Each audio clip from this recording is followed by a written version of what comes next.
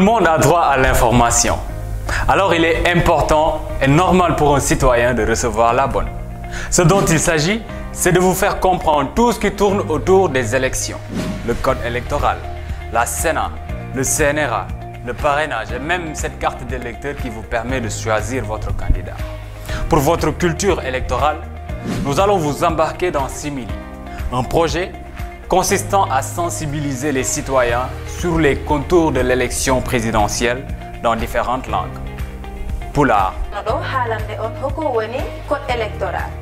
Sereer, ici dans notre code électoral. Wolof, na ngeen def et Joola.